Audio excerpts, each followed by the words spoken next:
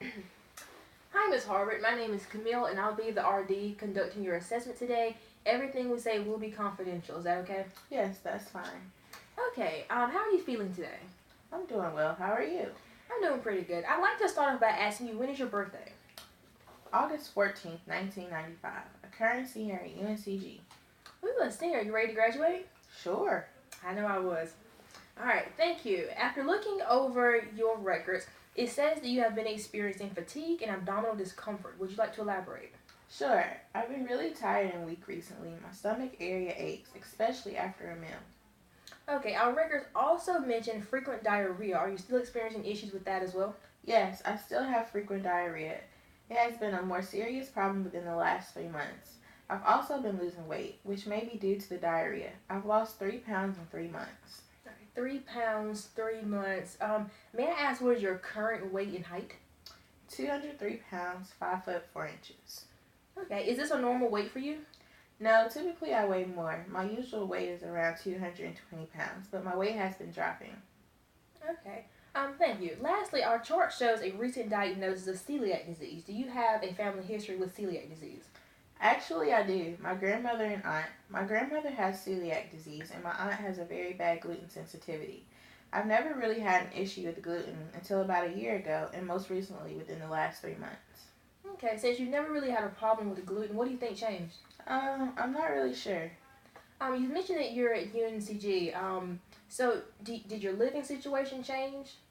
Well, actually, this is the first year I've lived on my own without my parents or any roommates. My mom and grandma used to do all the cooking. Alright, so when you lived at home, you never experienced any fatigue, abdominal pains, or frequent diarrhea? Nope. Alright, do you cook the same foods as your mom and grandma now? No, I don't really understand how to cook a lot of things, so I eat a lot of pasta, sandwiches, and easy stuff. Okay, so let's break this down and see what's the difference between cooking at home and your own preparation. From morning to night, what is a typical day of eating for you? Include whichever meals you do consume and all snacks.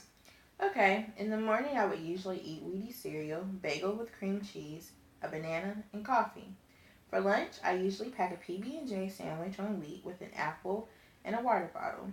For snacks, I have Chex Mix, apples, slices, or granola bars. I don't really like to cook, so for dinner, I tend to eat some type of pasta dish, but whole wheat pasta to keep it healthy, along with a salad or some fruit, and plenty of water. Okay, I see that you try to make your own meals even though you don't really like to cook, and that's okay. Alright, so now, this time, describe a typical day at home with your mom and your grandma. Okay, my mom or grandma would start off with eggs, oatmeal, and some fruit. For lunch, probably soup and salad. For snacks, they really enjoyed homemade oatmeal cookies, nut mixtures, and raw vegetables. For dinner, most of the items were homemade. Meatloaf minus the breadcrumbs, baked chicken, rice, corn, potatoes, and lots of beans. Okay, so your family didn't eat a lot of bready foods, many of which contain high amounts of gluten. Since since you've been living on your own, why do you think you've been buying more bread products? Well, being in college and shopping is hard. I try to eat healthy and follow my plate along with healthy grocery shopping apps. Most tell me I need to eat whole grain slash wheat, along with fruits, vegetables, and good quality protein. Yeah, you're correct. Your eating habits follow along with the dietary guidelines, but for someone with celiac disease, the addition of many bready products contain high amounts of gluten, gluten being the main irritant for celiac disease. I asked you to explain a day at home versus now to see the difference in your meal patterns, being that you said that when you're at home, you do not experience abdominal pains, diarrhea, and just general abdominal discomfort. Um, Excuse me. I've noticed that your mom and your grandma, they tend to eat more oats and rice, corn, potatoes, and beans, all of which are gluten free, which is probably the reason why you never experienced any of these signs and symptoms of celiac before. That's right. My grandma used to always say that gluten was bad, but I thought she was just watching too much Dr. Oz.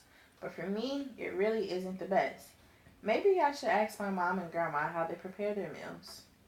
Yeah, I think that's a great idea. The next time we can complete a diet education plan for you to better help with your diagnosis and maybe even invite mom and grandma to come help out. Sure, that'd be a great idea. Great.